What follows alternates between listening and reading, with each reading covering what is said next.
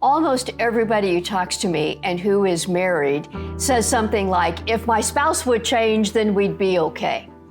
I'm Dr. Carol, and thank you for joining me on this episode. We are nearing the end of our 6-week focus on marriage. And this is such an important topic, and I know that you have been blessed by these conversations, and we have one to bring you today, talking about what is the most important focus to make your marriage okay? And here's a news flash. It's not trying to get your spouse to change. There's a lot of nuance here, and there is a lot of goodness. I have a delightful guest to bring you in just a moment. But first, I want to remind you about our marriage healing kit, drcarolministries.com/marriage healing. Just a whole group of our resources to help your troubled marriage find goodness. But my guest today is Chris A. Matthews, a licensed marriage and family therapist. He has a story. I love getting into the personal stories of our guests because you get to see a window in how they became who they are. The message that they share, in particular, that's the case with Chris, comes out of their own journey. I think you will be impressed as I was by just the solidness and the wealth that Chris brings to this conversation. He and his wife have been married about 16 years. Their marriage did not start out with a easy situation. You'll hear about that. And now Chris helps many, many other couples experience their own journey to becoming the kind of people that can experience a good marriage. If you want to do that, to experience a healthy, vibrant relationship, this perspective will both challenge and really encourage you, because these are things you can do something about. So here is Chris A. Matthews. Well, Chris Matthews, thank you for having this conversation. I'm really looking to unpacking some stuff about marriage and your story. It's an honor to have you with us. Thanks for having me. I'm excited. Well, I have seen in many people that I talk with that the way God uses people almost always starts with your own story. And you've been openly transparent about some of the early things in your story, that marriage wasn't all sweetness and light as you embarked on that journey. So let's just kind of maybe start there. Yeah, so you're right. Marriage wasn't part of the blueprint in my life at the time, especially being a 19-year-old college student, navigate the world. I end up meeting my current wife, at the time girlfriend, and we met online, and I was majoring in public health at the time. So I was looking at relationships in a transactional mind at that point. Yeah. And, I was wanting to be with one person. I knew that. I knew I didn't want to be playing the field, and I didn't desire to break hearts, they call it, right? Yeah. So I met my wife, and we were able to develop a friendship first. And that friendship actually developed around studying the Bible together. We actually had a Bible study, but at the time I was only looking at the word because it interested her. Okay. It wasn't for me, but over time, they say birds of a feather flock together. And the part that really stands out when I think about marriage is, when you look at biblical verses, one I love is it talks about how you will leave your mother and father and become one with your spouse. Yep. And that's a process. And at that time, I'm finding myself in college. My wife, she moved across the state of North Carolina, where we currently reside, to go to school.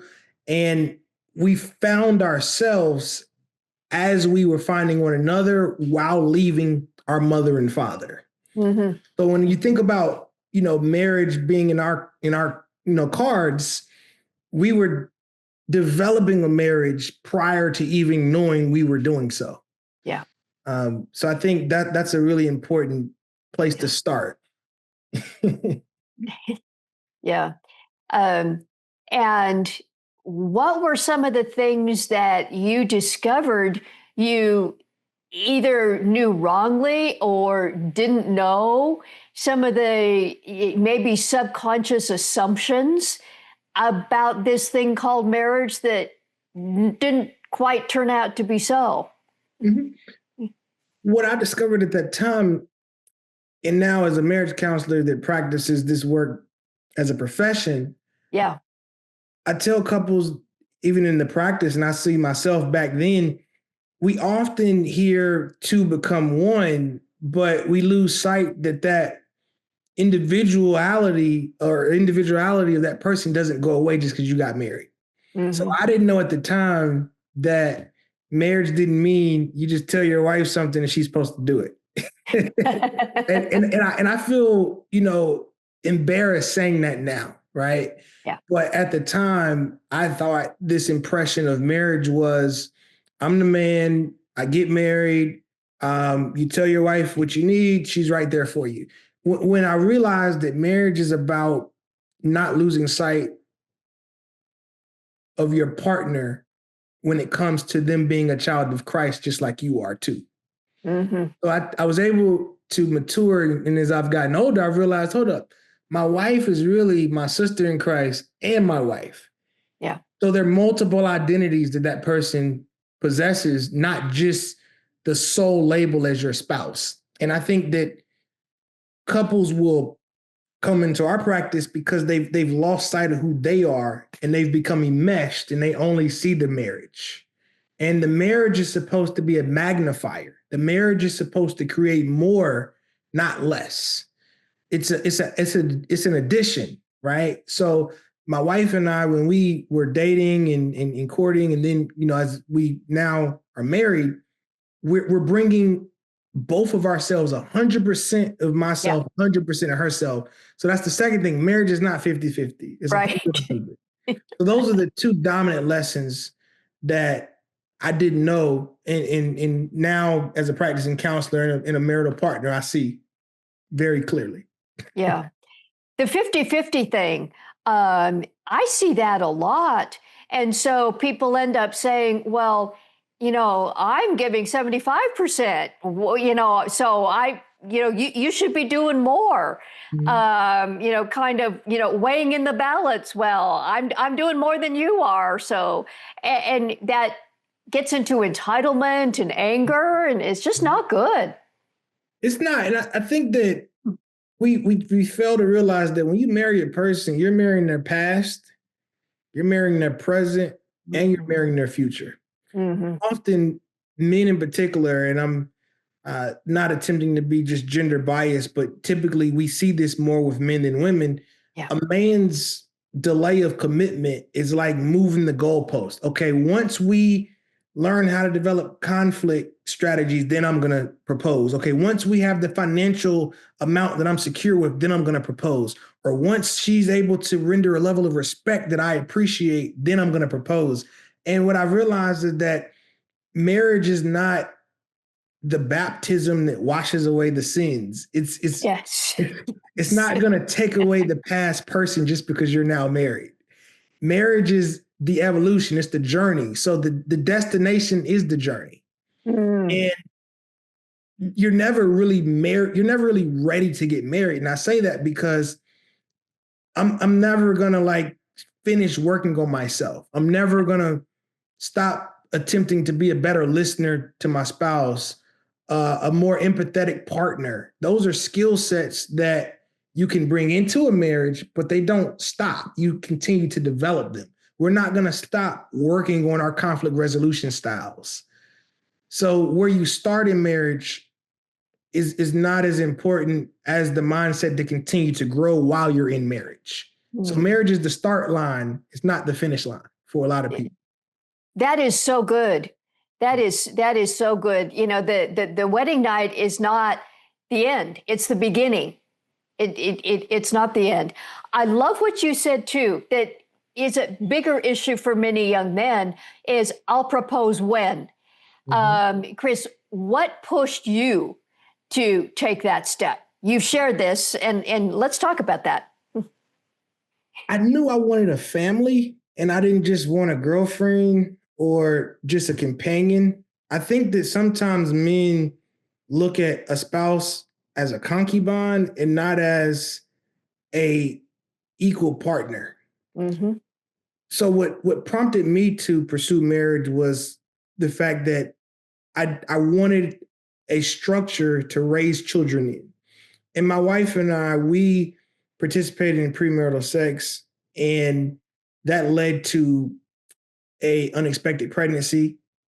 So we already had a family setting without the structure. Yeah, yeah, And I didn't want to play house. I wanted to have a biblical based foundation. And that looked like becoming one with my wife under the authority of God. And that's through marriage. And marriage is more of an assignment. It's not something that we we decide to do, it's something we get to do. yeah. And I was ready for that call. I was ready for that assignment. And that's what led me to be married because I wanted that structure for my family. I didn't just want to raise a child, I wanted a family. Yeah. Not all young men would feel that way. It just strikes me as something really notable in your story that you said you and your wife started, you were studying the Bible together, and then you engaged in activities that I hear you saying, that wasn't the right thing to do, to engage in sex at that time. But then when you found out that you were going to be a father, you stepped up. That is not something all young men would do. Um, Talk a little bit more. What was it in you that drove that? Because I think that's notable. Great question. The dominant factor, and I've thought about this, my wife and I, we actually are celebrating our marriage anniversary Monday. Oh, And thank congratulations. you. It'd be 16 years married, then November 5th will be 20 years together.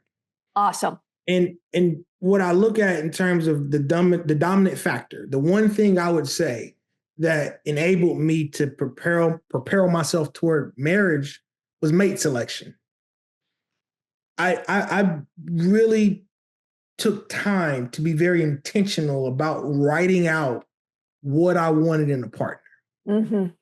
And my wife did the same thing. So because we were very adamant about taking time to decide the type of mate we wanted, our relationship was able to withstand teen pregnancy or early child rearing before we decided, we wanted to be parents. It was decided for us in the sense of our action, but we already had a foundation as believers.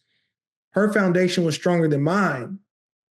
However, we had a level of decency. I think one of the stories that stands out, and I wrote about this in my book, our first fight, after about 3 months of dating, I was making a comment that probably wasn't funny, but I thought it was funny. And my wife found it disrespectful. She hangs the phone up on me. And, I take a deep breath and I say, okay, I'm going to call her back. But I called her back with a level of control. And when she picks up, she doesn't say anything. She's breathing in the phone. I hear her. And I said, look, I'm going to mess up as a boyfriend. I haven't been perfect as a Christian. I haven't been perfect as a son. I haven't been perfect as a student. So I'm not going to be perfect as a boyfriend, but I will respect you. So when you get upset with me and we're on the phone or even in person, I won't hold you hostage. I know you need time to retreat, to collect your thoughts. I'll give you that time. But all I ask is that you don't hang up and we demonstrate respect. And going on 20 years, my wife has never hung up on me since. So I share that story because a lot of young men and women for that matter too, Yeah. don't select a mate that they're able to establish those boundaries with and be respectful. And in my work, I hear couples who are engaging in domestic violence or Yeah. abuse and just the things they say to Yeah. each other. And Yeah. and I could never fathom saying those things to my wife. Mhm. right? And I've been, upset with my wife, and she's been angry with me.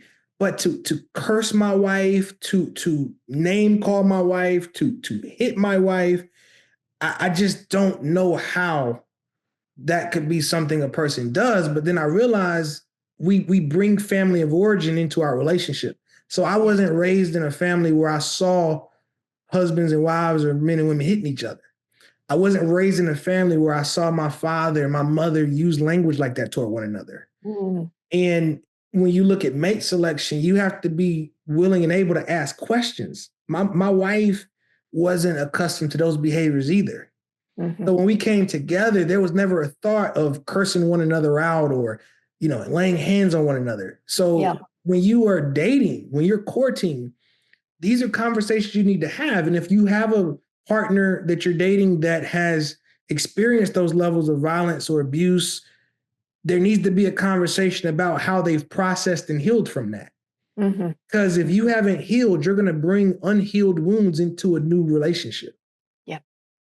Yeah.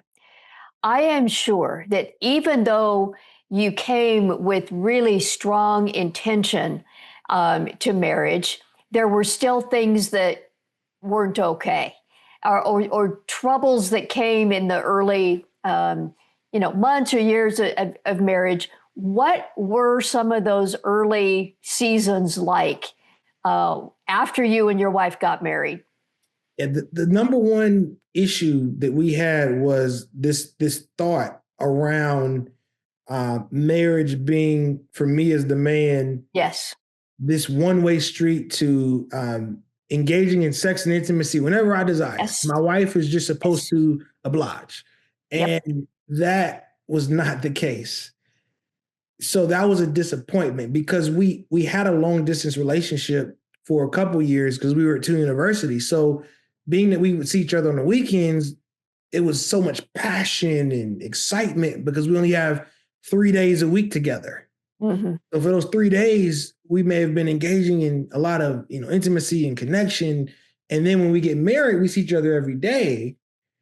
And I had to learn that my wife needed to build a relationship beyond just the physical pieces. It Hmm. had to be mental, emotional, recreational. We had to learn each other. And one of the things my wife did was so special. I wanted to engage with a lot of like other couples and friendships. And my wife said, for the first few years of our marriage, let's take time to learn us before we start inviting people on trips with us or inviting couples out to dinner. And a lot of couples don't take time to enjoy themselves with each other and learn how to enjoy each other. They get distracted. And I'm not against couple retreats. We actually are hosting a couple retreat next year, but taking time to learn your partner, and that looks like not allowing family and friends and work and other things to get in the way of that learning process. My wife slowed me down and really said, hey, I want to make sure we get to know each other before we Hmm. start inviting other people around. Yeah. That reminds me of a mandate in the Old Testament where when the Jewish people were in a nation and a man got married for a year, he was to be at home making his wife happy. He wasn't to go out and, go to war or whatever. They were supposed to devote that time together. And that is a lot of wisdom. A lot of young couples, a lot of newly married couples don't do that. Mm-hmm. And Yeah. expectation is a big component of that. Yep.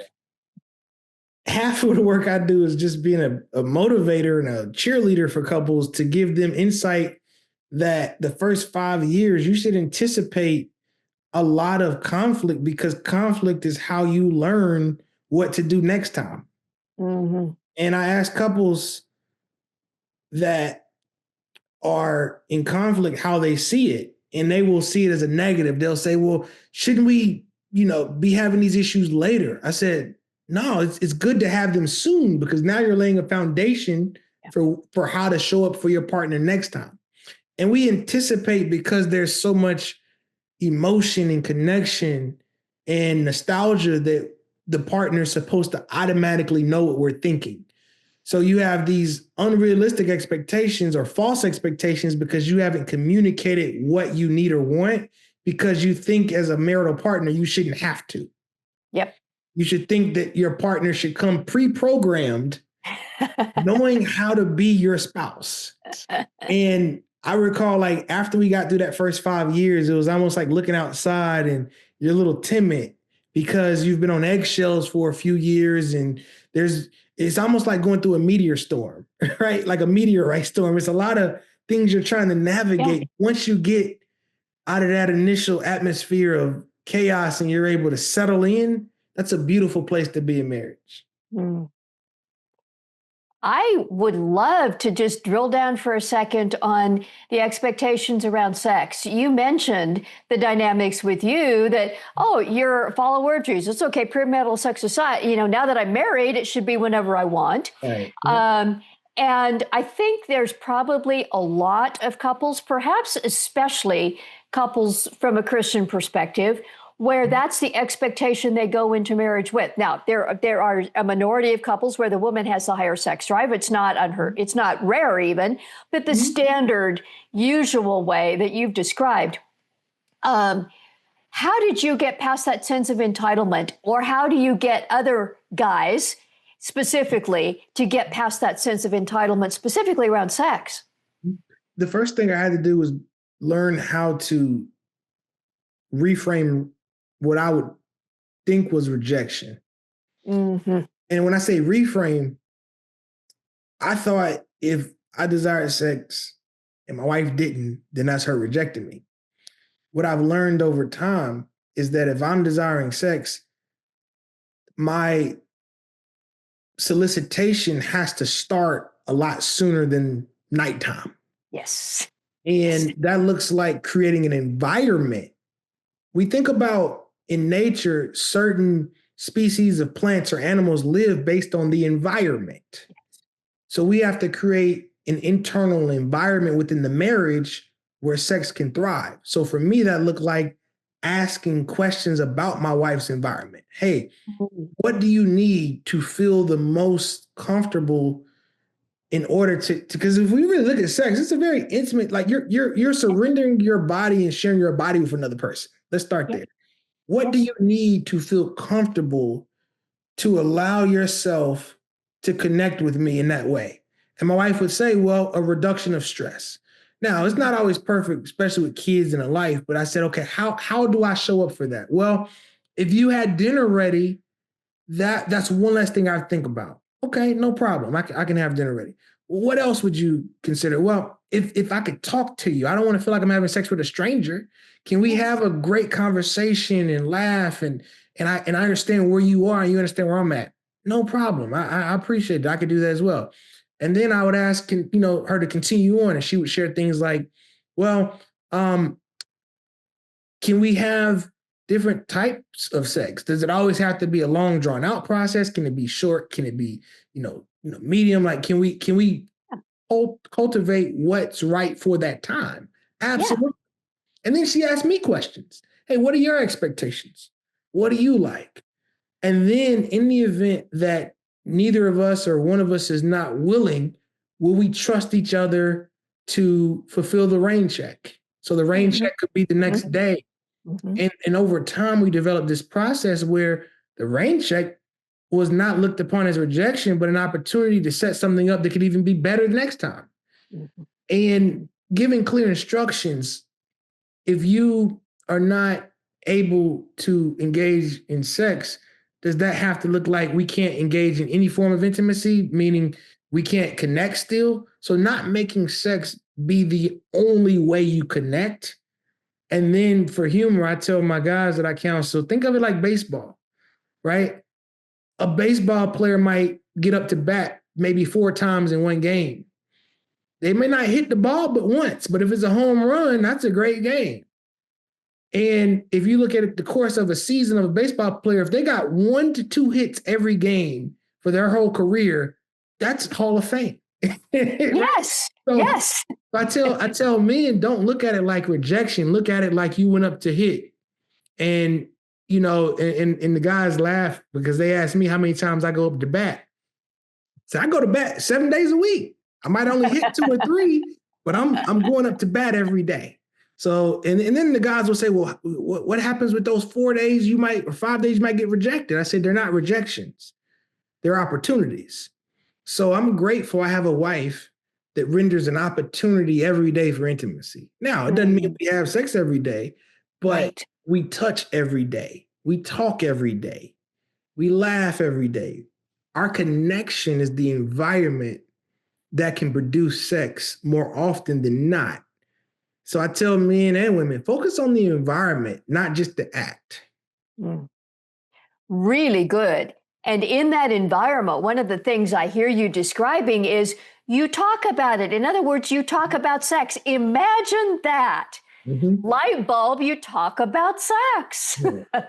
And that comes from just family of origin. I'm the youngest of 3 children.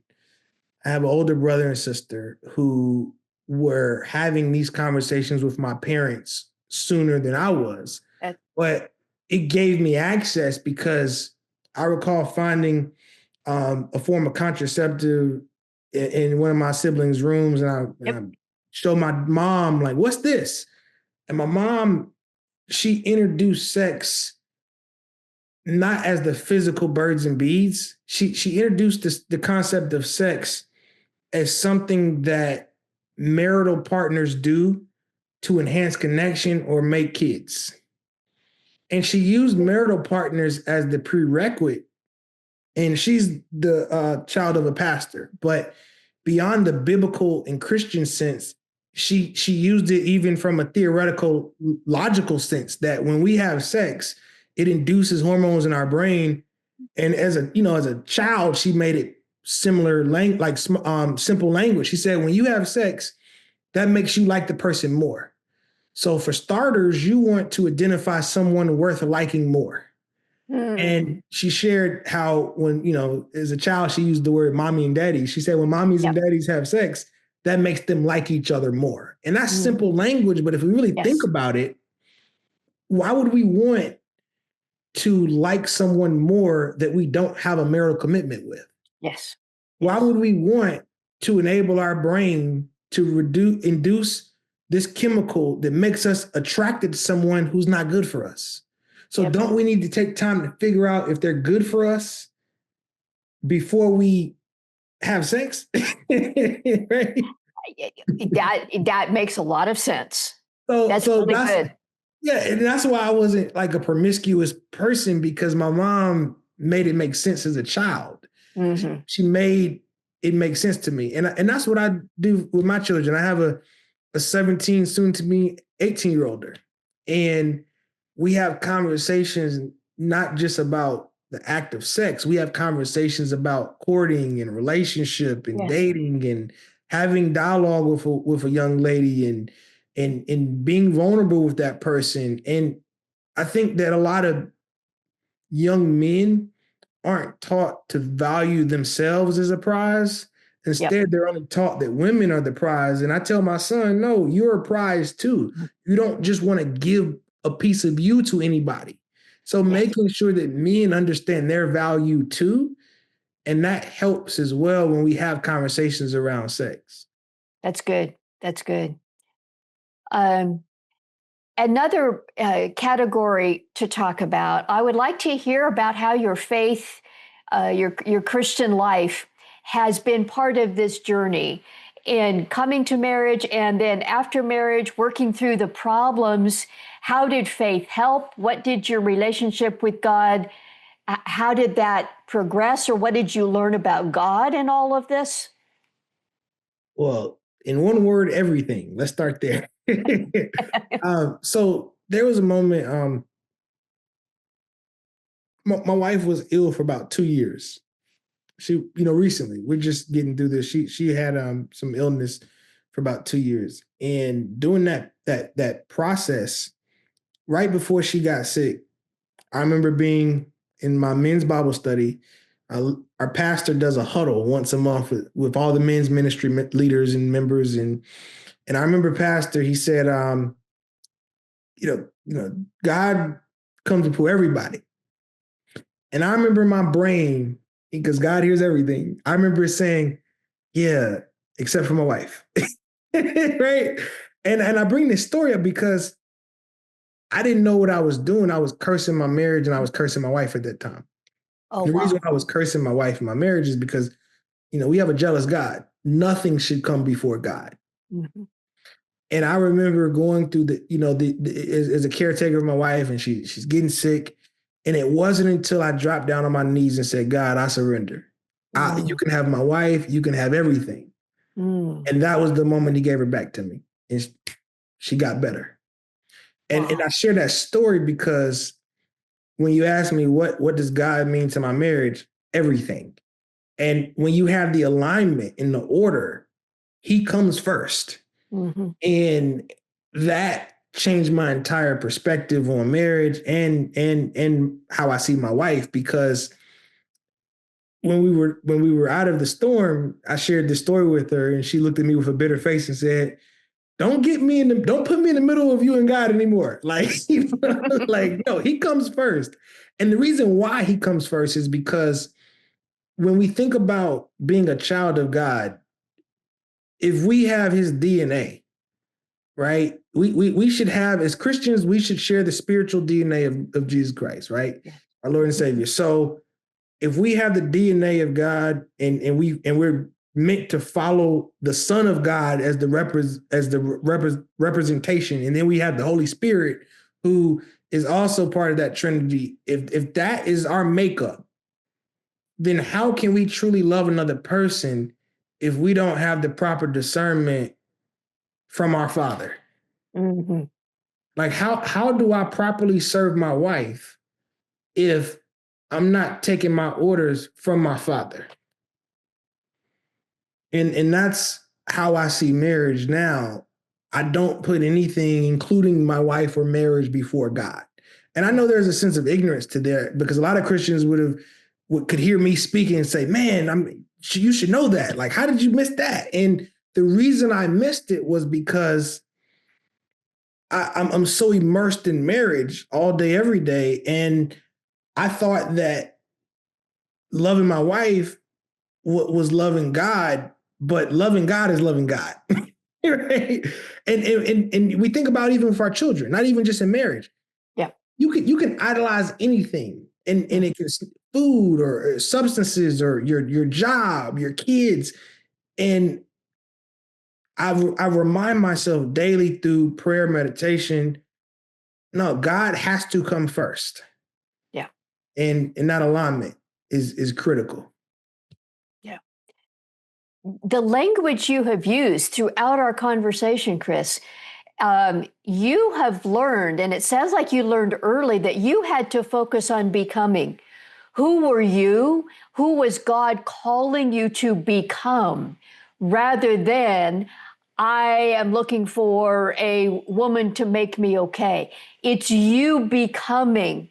That is a concept that I think could transform so many marriages when the person involved learns to focus on who is God calling me to become. That's really significant. And that's important because man, one of the spiritual mentors that I've followed over the years is the late great Dr. Miles Monroe. Yes. And Dr. Miles Monroe, he preaches and teaches so many sermons on making sure you find your purpose. And he uses the metaphor of the manufacturer, God being the manufacturer and knowing what that product was intended or built to do. And you're that product.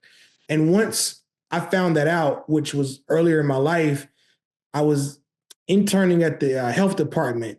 And I recall hearing one of the speakers who I was working under as a priest. He was my preceptor, and I was an intern. And he was facilitating a group, a counseling group, and he was speaking to young men who were incarcerated. And I was shadowing the group. And when I heard the words and I saw how he respected that platform to pour wisdom into these young men. And you could see the Holy Spirit present in that environment because it almost seemed as if he had stopped talking and all you could see was the power of God replace him. I knew I wanted to do that. Mm. And as a counselor, I get that privilege. Like this morning, I had a client text me at 6:30. I'm getting up and the couple, or it was the female client, the wife, she texted, help, we need help. We're in a really bad place. When can I get on your calendar? And I typically take Fridays off. And I was like, well, it's my day off. But I heard this little voice, and it was the Holy Spirit. It said, hey, you don't like you get to do this work. Like be grateful that you get to do my will. And I put my pride and my own feelings aside and I scheduled the appointment. And that's a reminder of how we have to enable God to lead us toward what we're supposed to do and what he's called us to do. And then our spouse becomes the helpmate. Mhm. And Dr. Miles Monroe talked about it as well. He said, if you don't have a vision or a plan, then your wife or your spouse is going to be lost because they're designed to help you and you're designed to help them fulfill God's purpose for each other's lives. Yeah. And my wife has been there every day right by my side, helping me fulfill that purpose. And then I can reciprocate helping her fulfill what God may call her to do as well. Mm. That is beautiful. And it's aspirational. I think our listeners or those watching can feel, okay, there's a reason for this. This isn't just to make myself feel good. It's bigger than that. What God is wanting to do in our relationship, our marriage, is bigger than, am I going to feel good tonight or not? Mhm.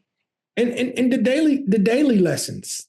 Yes. I think about how so at our practice, I host a men's group on Wednesday nights for the husbands. And then I host a women's group on Monday night for the wives. And we have co-facilitators. So I have a female counselor in the women's group and another male counselor in the men's group. But through those groups, I learned that spouses, have this individualized perspective where they don't know how to use marriage in terms of turning I into we, right? Like marriage is a process where you're shedding a part of yourself every day.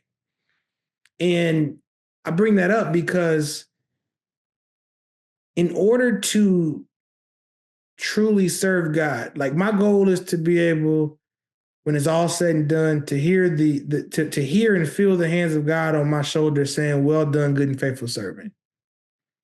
And in order to have that occur, I need to be locked in daily with my purpose. And my spouse in our relationships, the first ministry. Like my home is the first ministry. Like how am I showing up and speaking to my wife? Like even today, my son, how am I talking to the kids? I remember like my son, he had some dishes in the sink, and I said to myself, okay, what would happen if I yell up there? And my son's name is Jonah. I say, Jonah, get the dishes, and that's the first thing he hears in the morning. Yep.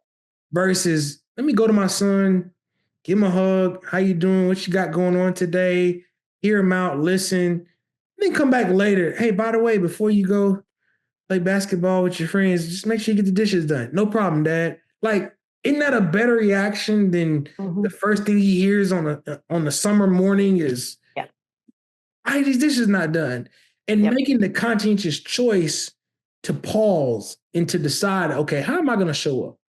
Hmm. And doing the same with my wife as well. And I think that training ground is what a family and a marriage can produce. So when I go in the community or when I work with one of my staff or my counselors, I can give them grace because I've learned how to do it at home first. Mm. That's good. That's really good. And isn't that who God is calling all of us to be?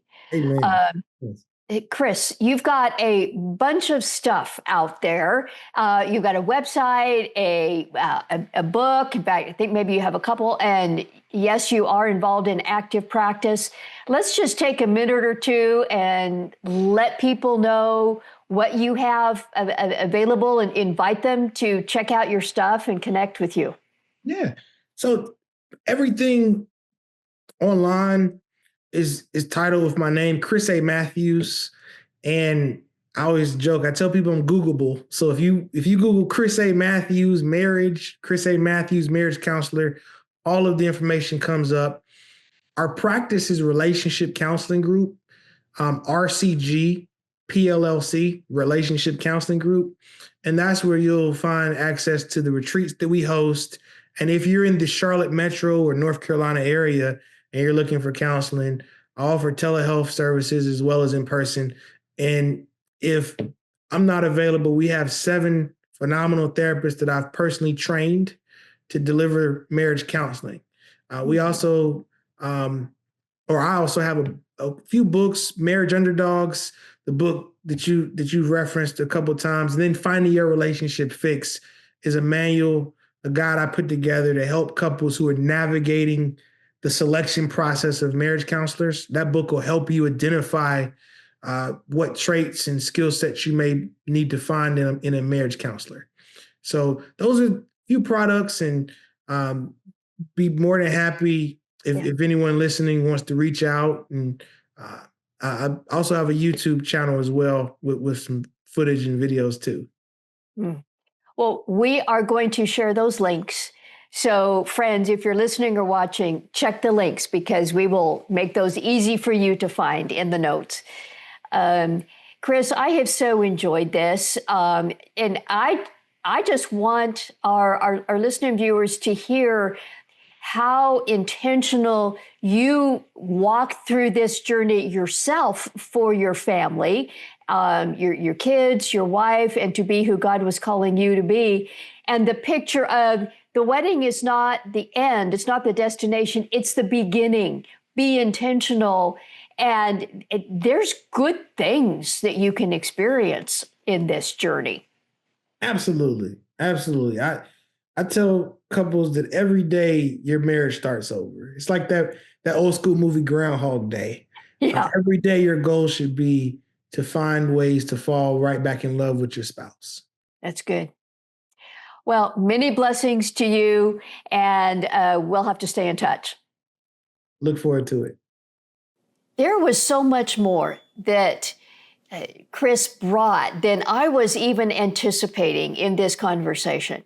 Both just who he is, the expertise, and his personal story, just all of it.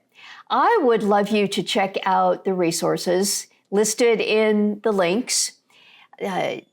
Chris A. Matthews, his website, his social media, the book we referenced, Marriage Underdogs, A Man's Journey to Matrimony. And he's got a couple others too, as you mentioned. It's just some really good, solid stuff. And I want to remind you one more time about our marriage healing kit. If you are tired of marriage misery and want to experience a reset so you can just live with the intimacy, physically, emotionally, spiritually, all of it, that God has in store. Our Marriage Healing Kit is a great group of resources to help you do that. Some downloadable prayers for a 40-day prayer journey, our Guide to Healthy Communication in Marriage, the Fully Alive Marriage online video course, some 45-minute coaching sessions with me, and then at the premier level, a marriage retreat. Check out those details. The link is in the notes and under this video. See which of the packages is right for you. If you have any questions about that, let me know. You can leave a question under this video, or you can leave a confidential message for me on our website, drcarolministries.com/contact. I read those personally, and I will get back to you. Thank you for sticking with me until the end of this conversation. And I know that this was helpful and encouraging to you. I hope you're subscribed so that you get the new information every time we put up something new here every week. I would love to hear from you if you have any comments or questions. And until next time, God bless you.